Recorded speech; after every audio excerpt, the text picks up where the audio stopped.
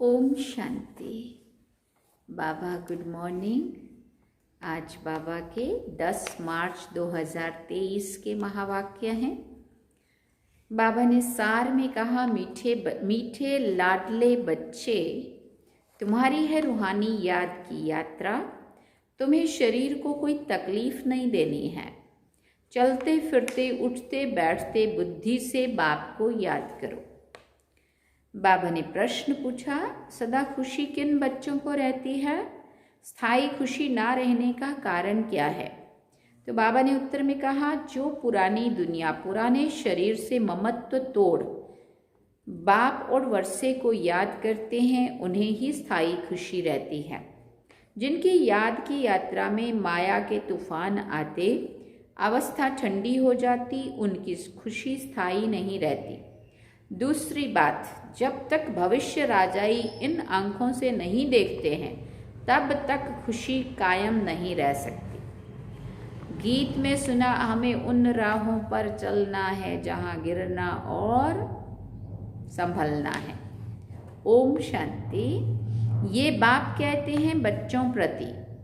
ये तो समझने की बात है, इतने बच्चे सिवाय प्रजापिता ब्रह्मा के और किसी के होते नहीं हैं। श्री कृष्ण को कभी प्रजापिता नहीं कहा जाता। नाम गाया हुआ है ना प्रजापिता ब्रह्मा। जो होकर गए हैं वो इस समय प्रेजेंट हैं। तो प्रजापिता ब्रह्मा की संतान ब्रह्मा कुमार कुमारियां ढेर हैं। ये है प्रजापिता ब्रह्मा की औलाद। तो जरूर प्रजापिता ब्रह्मा का भी कोई बाप होगा ना। बच्चे जानते हैं हमारा दादा परमपिता परमात्मा शिव है। वो अब नई दुनिया रच रहे हैं, अर्थात पुरानी दुनिया को नई बना रहे हैं। इस पुरानी दुनिया में ये तन भी पुराने हैं। नई दुनिया में सतो प्रधान नए तन होते हैं, निरोगी कंचन काया। वो कैसे होते हैं? देखो इन लक्ष्मी नारायण को, कितने स्मार्ट भी होते हैं और कितने निरोगी भी, हेल्दी भी होते हैं। ये है नई दुनिया के नए तन। ना ही किसी को फैट बढ़ता है जो मोटे हो जाएं, ना ही कोई इतने वीक हो जाते हैं जो चक्कर खाएं, ना ही कोई बीमार होते हैं जो हॉस्पिटलों में जाना पड़े, ना ही कोई काले होते हैं जो ब्यूटी पार्लर में जाके गोरा होना पड़े, है ना। वो कुछ भी तकलीफ नहीं। नए और सुंदर तन, इन्हों की महिमा भारतवासी जानते हैं। ये स्वर्ग नई दुनिया नए विश्व के मालिक हैं। नई दुनिया जो थी वो अब पुरानी है। 84 जन्म लेने पड़ते हैं ना, इनका भी पूरा हिसाब है। कौन पूरे 84 जन्म लेते हैं? सब तो नहीं लेते ना। 84 जन्म सिर्फ वही लेते हैं जिनका आदि से अंत तक पार्ट है। जो पहले सृष्टि पर थे, हर एक बात लाडले बच्चों को धारण करनी है। यहाँ कोई मनुष्य को नहीं समझाते हैं। ये तो निराकार परमपिता परमात्मा मनुष्य तन में बैठकर समझाते हैं। बलिहारी उनकी है, वो नहीं समझाते तो हम भी कुछ नहीं जानते थे। हम तो बिल्कुल तुच्छ बुद्धि थे। अभी रचयिता और रचना के आदि मध्य अंत को जाना है। Who is who. इस बेहद के ड्रामा में सबसे मुख्य पार्टधारी कौन कौन से हैं? ये अविनाशी बना बनाया ड्रामा है। गाते भी हैं, बनी बनाई बन रही अब कुछ बननी नहीं। चिंता ताकि कीजिए जो अनहोनी होए। गायन भक्ति मार्ग का करते हैं, परंतु अभी ये समझाया जाता है कि ड्रामा का खेल कैसा बना हुआ है। बाप बैठ समझाते, लाडले बच्चे, ये तो तुम जान गए हो कि तुमको यात्रा पर चलना है। मनुष्य यात्रा पर बहुत कष्ट सहन करके जाते हैं। अभी तो एरोप्लेन ट्रेन आदि बहुत सहज मिलती है। आगे तो मनुष्य पैदल यात्रा पर जाते थे। वो रोपवे होते हैं ना, वो भी नहीं होते थे। कितना चढ़ाई चढ़ चढ़ के, और रास्ते भी सही नहीं होते थे, साधन भी नहीं मिलते थे। चलते चलते तूफान लगते थे, मनुष्य बेहाल हो जाते थे। फिर कोई वापस लौट आते थे। तो आधा कल्प द्वापर से लेकर जिस्मानी यात्रा चलती है। भक्ति मार्ग में मनुष्य यात्रा पर क्यों जाते हैं? भगवान को ढूंढने के लिए। भगवान कहीं बैठा तो नहीं है ना। भगवान के जड़ चित्र पूजे जाते हैं। जो होकर जाते हैं उनके जड़ चित्र बनाते हैं। चैतन्य में तो भगवान मिल ना सके। शिवलिंग आदि ये सब जड़ चित्र हैं। जड़ चित्रों को देखने के लिए यात्रा करते हैं। ये एक भक्ति मार्ग की रस्म है। जानते हैं परंतु कोई की भी बायोग्राफी को नहीं जानते कि ये कौन है, कब आए थे। फिर बाबा ने कहा शिव जयंती मनाई जाती है परंतु उनको भी कोई जानते नहीं है। आजकल तो इस उत्सव को भी उड़ा दिया है, क्योंकि इनका नाम रूप आदि प्राय लोप होना ही है। अभी तुम जानते हो ऊंच ते ऊंच ज्ञान का सागर सुख का सागर है। सागर से अभी हमको ज्ञान मिल रहा है। वही बेहद का बाप अभी प्रैक्टिकल में है। अमरनाथ भी शिव बाबा है ना, दिखाते हैं बर्फ का लिंग बन जाता है। मनुष्यों को ठगने के लिए गफोड़े भी बहुत लगाए हैं। तो उस जिस्मानी यात्रा पर बहुत तकलीफ होती है, इतना शरीर को कष्ट उठाने देते। ये है रूहानी यात्रा, इसमें शरीर की कोई तकलीफ नहीं है। तुम बच्चे समझते हो हम बेहद के बाप के बच्चे हैं। भक्ति मार्ग में जन्म जन्मांतर याद करते आए हैं, अब स्मृति आई है। बाप कहते हैं तुम 63 जन्म ढूंढते ढूंढते उतरते गए। पहले एकदम कड़ी नौधा भक्ति करते थे, फिर भी दुनिया को तमो प्रधान तो जरूर होना ही है। झाड़ वृद्धि को पाता है जरूर। एक भी मनुष्य वापस मेरे पास नहीं आ सकते। नाटक में सबको अपना पार्ट बचाना है, सतो रजो तमो में आना है। नंबर 1 का ही मिसाल लो। नंबर 1 लक्ष्मी नारायण सतो प्रधान थे, अब तमो प्रधान है, जिसमें ही फिर शिव बाबा ने प्रवेश किया है, क्योंकि इनको फिर नंबर 1 बनना है। फिर प्लस में माँ को रखते हैं, माताओं को लिफ्ट देनी होती है। पहले लक्ष्मी फिर नारायण, माताओं का नाम ऊंचा किया जाता है। माता सदैव पवित्रता होती है, पतिव्रता होती है। पुरुष कभी पत्नी व्रता नहीं होते हैं। देखते हो आजकल के समय में भी वंदे मातरम कहा जाता है। इस समय तुम बाप के बने हो तो तुम हो जाते हो ब्रह्मा कुमार कुमारी। माता गुरु बगैर कभी किसी का उद्धार होता नहीं है। गुरु तो बहुत ढेर होते हैं, फिर भी कलयुग घोर अंधियारा हो गया है। कितने गुरु गोसाई हैं, कहाँ कहाँ हरिद्वार आदि में उनके मंदिर बने हुए हैं। नहीं तो वास्तव में मंदिर उनको कहा जाता है जिसमें देवताएं होते हैं। सन्यासी लोगों का कभी मंदिर होता नहीं है। मंदिरों में तो देवताएं ही रहते हैं, क्योंकि उनकी आत्मा और शरीर दोनों पवित्र हैं। इन महात्माओं की भले आत्मा पवित्र है, परंतु शरीर पवित्र नहीं मिल सकता, क्योंकि तत्व भी तमो प्रधान है। अभी तुम देवता बन रहे हो, बनाने वाला है परमपिता परमात्मा। ये है सतो प्रधान संन्यास, वो है रजो प्रधान संन्यास। ये बाप के सिवाय कोई सिखला ना सके। तो बाबा ने समझाया है कि वो है जिस्मानी यात्रा, ये है रूहानी यात्रा। इसमें कर्मेंद्रियों का कोई काम नहीं है, कुछ भी तकलीफ की बात नहीं है, बहुत सहज है। वो जिस्मानी यात्रा अनेक प्रकार की है, ये रूहानी यात्रा एक ही है। ये है राजाई के लिए यात्रा। ये लक्ष्मी नारायण का चित्र सामने खड़ा है। दुनिया थोड़ी जानती है कि इन्होंने ये राज्यों की यात्रा करके ये पद पाया है। तुम बच्चे जानते हो इन्होंने ये प्रारब्ध कैसे पाई। कोई ऊपर से नई आत्माएं तो नहीं आई जिन्हों को भगवान ने राजाई दे दी, नहीं।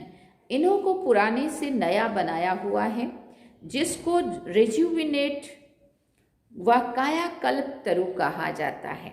तो बाप बैठ समझाते हैं, इन्हों की रूहानी यात्रा की थी, इन्होंने रूहानी यात्रा की थी, राजयोग बल की यात्रा से वो ये बने। बाप राजयोग और ज्ञान सिखाने आते हैं, तो अब तुम्हारी यात्रा चल रही है। तुम बैठे हुए अथवा चलते फिरते उठते बैठते यात्रा पर हो। तुम सिर्फ बुद्धि से बाप को याद करते हो, याद से ही दौड़ी पहनते हो और तुम्हारे विक्रम विनाश होते हैं। जितना जल्दी विक्रम विनाश होंगे उतना जल्दी बाप के गले का हार बनेंगे। तुम अब वो 4 धाम आदि नहीं करते हो। वो सब भक्ति मार्ग के जिस्मानी तीर्थों पर जाए, वहाँ से फिर लौट आकर घर में विकर्मी बनते हैं। जितना समय यात्रा पर रहते हैं उतना समय निर्विकारी रहते हैं। फिर बाबा ने कहा, आजकल तो हरिद्वार में जाकर देखो, पंडे लोग बड़े गंदे रहते हैं। लोग यात्रा पर जाते हैं तो पवित्र रहते हैं और वहाँ के रहवासी पंडे लोग अपवित्र रहते हैं। तुम्हारी यात्रा कितनी स्वच्छ है, कुछ भी धक्का आदि नहीं खाना है, कितनी रॉयल और कितनी साफ सुथरी। बाबा कहते हैं, लाडले बच्चे, उठते बैठते चलते फिरते सिर्फ मुझे याद करो। ये आत्माओं से बात कर रहे हैं। आत्मा इन ऑर्गन्स द्वारा सुनती है। आत्मा मुख से बोलती है, आंखों से देखती है। आत्मा इन आंखों से दिखाई नहीं पड़ती है, ना परमात्मा दिखाई पड़ता है। दोनों को दिव्य दृष्टि बिगड़ देखा नहीं जा सकता है। समझा जाता है तब कहते हैं हमारे में आत्मा है, हमारी आत्मा दुखी है, हमारी आत्मा एक शरीर छोड़कर जाकर दूसरा लेती है। आत्मा बोलती है ना, परमात्मा भी आत्मा से बात करते हैं। हे लाडले बच्चे, आत्मा ही अब तुमको मेरे पास आना है। मैं तुमको यात्रा सिखाता हूँ। कौन बात करते हैं? स्वयं परमात्मा।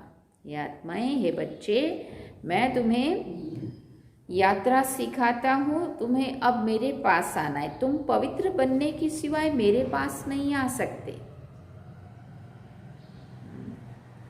आत्मा पवित्र है। पहले पहले आत्मा सतो प्रधान है, फिर सतो रजो तमो गुणी होती है। शरीर भी सतो रजो तमो होता है। सतो प्रधान को गोरा, तमो प्रधान को सांवरा कहा जाता है। कितनी समझ की बात है ना।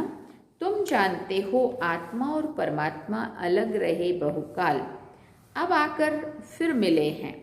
मनुष्य मनुष्य के साथ मिलेंगे, आत्मा आत्माओं के साथ मिलेगी, परमात्मा भी वहाँ मिलेंगे। आत्मा और परमात्मा दोनों का साक्षात्कार दिव्य दृष्टि से होता है, क्योंकि वो अति सूक्ष्म है, स्टार हैं। अब कोई भी साइंस घमंडी नहीं जो कह सके आत्मा की प्रवेशता कैसे होती है। इन बातों का उनको बिल्कुल भी पता नहीं है। मोस्ट विलव्ड बाप है। भक्ति मार्ग में आधा कल्प भक्त भगवान को याद करते हैं। ऐसे नहीं कि सब भगवान हैं। सब भगवान हो तो भक्त आराधना वंदना साधना क्यों करते हैं? किसकी करते हैं? फिर तो सभी अगर भगवान हैं तो आराधना साधना वंदना जो भी यात्राएं किसके लिए करते हैं? बाबा कहते हैं सभी मुक्ति, जीवन मुक्ति चाहते हैं, क्योंकि यहाँ दुखी हैं, चाहते हैं शांति हो। परंतु बेचारों को ये पता नहीं है कि शांति धाम किसको कहा जाता है, मुक्ति कहाँ होती है, ये भी नहीं जानते। कहने मात्र सिर्फ कह देते हैं कि पार निर्वाण गया, जानते कोई भी नहीं है। अब तुम बच्चे यात्रा पर हो। बाप कहते हैं बच्चे संभल संभल कर चलना। जब कोई रास्ता डेंजरस रास्ता होता है ना, हाँ, एक तरफ खाई होती है, एक तरफ कुछ और होता है ना, तो फिर हम क्या कहते हैं, बहुत खराब रास्ता है, बड़ा आराम, ध्यान से चलना है ना। जरा सा भी पैर इधर से उधर फिसला तो कहाँ से कहाँ पहुँचेंगे।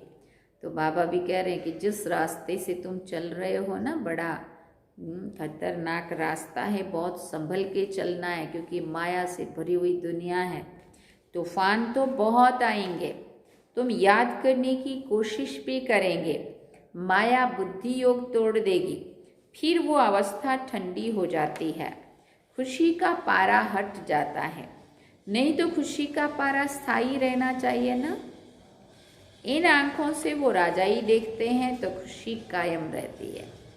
यहाँ तुम बुद्धि योग से जानते हो कि राजाई मिलती है, राजाई के लिए ही हम पढ़ रहे हैं। इन आंखों से नहीं देखते हो, इसलिए माया घड़ी घड़ी भुला देती है। बाबा कहते गृहस्थ व्यवहार में रहते हुए कमल फूल समान रहो। पुरानी दुनिया, पुराने शरीर, सबसे ममत्व तोड़ते जाओ। फिर बाबा ने कहा इस एक बाप को याद करो। पहले तुमको बाप के पास जाना है, फिर नई दुनिया में आना है। बाप और वर्षे को याद करो। फिर हम जब यहाँ आएंगे तो वो होगी प्रारब्ध। अभी जो पुरुषार्थ करेंगे इसके आधार पे वो होगी प्रारब्ध, उसको याद नहीं करेंगे। अभी हम पुरुषार्थ करते हैं भविष्य प्रारब्ध पाने के लिए। यहाँ मनुष्य पुरुषार्थ करते हैं यहाँ की आजीविका के लिए। हम भविष्य की आजीविका के लिए पुरुषार्थ करते हैं। अभी कमाएंगे, वहाँ फिर आराम से खाएंगे।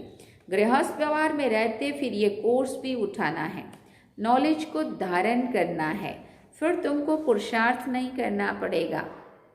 अभी का जो कहते हैं ना, एग्ज़ाम के दिनों में बच्चा थोड़ी सी मेहनत कर ले और फिर बाद में आराम से टीवी भी देखना, खेलना, गार्डन में घूमना, खाना, कहीं भी जाना। परंतु अभी थोड़ा समय है इसको, एग्ज़ाम के दिनों में। अभी भी वैसे एग्ज़ाम नज़दीक है ना, 14 तारीख से शायद शुरू हो रहे हैं। तो एग्ज़ाम के दिनों में बच्चे सब कुछ छोड़ देते हैं, नींद भी छोड़ देते हैं, खाना भी कम कर देते हैं, घूमना भी बंद कर देते हैं, खेलना भी बंद कर देते हैं, टीवी देखना भी बंद कर देते हैं, है ना। चारों तरफ से पढ़ना पढ़ना और पढ़ना, है ना। तो बाबा कहते तुम्हारे को भी अभी यही समय है, अगर इसको थोड़े से को संभल लोगे, अच्छा पुरुषार्थ कर लोगे, फिर तो वहाँ प्रारब्ध ही प्रारब्ध भोगनी है बस। बाबा ने कहा तुम जानते हो हम भविष्य बनाते हैं, वहाँ प्रारब्ध भोगेंगे। वहाँ ये याद नहीं रहता कि हम प्रारब्ध भोगते हैं, कि पहले हम कुछ करके आए, उसका परिणाम है ये। फिर तो पुरुषार्थ भी याद पड़े। पुरुषार्थ और प्रारब्ध दोनों ही भूल जाते हैं। प्रारब्ध भोगते रहते हैं, पास्ट का पता नहीं रहता है। अभी तुम पास्ट, प्रेजेंट और फ्यूचर को जानते हो, और कोई भी मनुष्य नहीं जो पास्ट, प्रेजेंट, फ्यूचर को जानते हो। इसको कहा जाता है त्रिकालदर्शी। तीनों कालों का ज्ञान अभी संगम युग पर ही होता है। आने वाला सतयुग का भी बाबा ने बता दिया है स्पष्ट, और कलयुग का भी जो भी है वहाँ से हम निकल के आए हैं।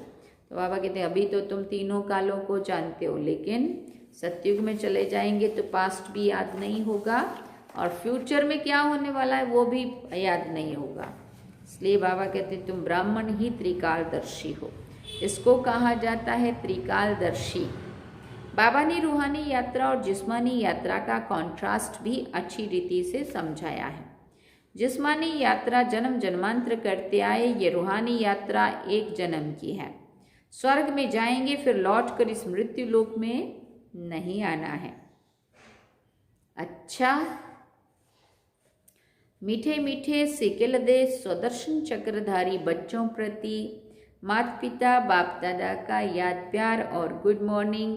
रूहानी बाप की रूहानी बच्चों को नमस्ते। हम रूहानी बच्चों की रूहानी माता पिता बाप दादा को दिलवा जान सिकवा प्रेम से याद प्यार, गुड मॉर्निंग, नमस्ते, थैंक यू बाबा, शुक्रिया बाबा।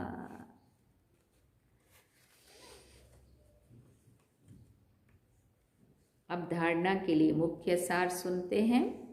पहला पॉइंट, सतो प्रधान संन्यास से आत्मा और शरीर दोनों को पवित्र बनाना है। पुरानी दुनिया और पुराने शरीर से ममत्व तोड़ देना है। दूसरा पॉइंट, त्रिकालदर्शी बन पास्ट, प्रेजेंट, फ्यूचर को बुद्धि में रख पुरुषार्थ करना है। नॉलेज को धारण कर स्थायी खुशी में रहना है। वरदान है पुराने हिसाब किताब को समाप्त कर संपूर्णता का समारोह मनाने वाले बंधन मुक्त भव। पुराने हिसाब किताब को समाप्त कर संपूर्णता का समारोह मनाने वाले बंधन मुक्त भव। इस पराये देश में जब सभी बंधन युक्त आत्मा बन जाते हैं तब बाप आकर स्वरूप और स्वदेश की स्मृति दिलाकर बंधन मुक्त बनाए स्वदेश में ले जाते हैं और स्वराज्य अधिकारी बना देते हैं। तो अपने स्वदेश में चलने के लिए सब हिसाब किताब के समाप्ति समारोह मनाओ। जब अभी ये समारोह मनाएंगे तब अंत में संपूर्णता समारोह मना सकेंगे। बहुत काल के बंधन मुक्त ही बहुत काल के जीवन मुक्त पद को प्राप्त करते हैं। स्लोगन में बाबा ने कहा, अपने उमंग उत्साह के सहयोग और मीठे बोल से कमजोर को शक्तिशाली बना देना ही शुभ चिंतक बनना है।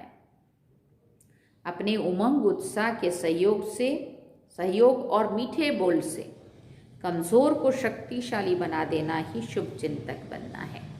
जब हम किसी के शुभ चिंतक की बात करते हैं तो हम हमेशा अपने उमंग उत्साह के द्वारा और उसके अच्छे मीठे बोल के द्वारा उनको जो भी हिम्मत या उत्साह बढ़ाने वाले बोल बोलते हैं तो उससे वो कमज़ोर आत्माएं ऐसा अनुभव करने लगती है कि नहीं, आपके ये कहने से मुझे बड़ा उमंग आया, मेरा हिम्मत बढ़ गई, है ना।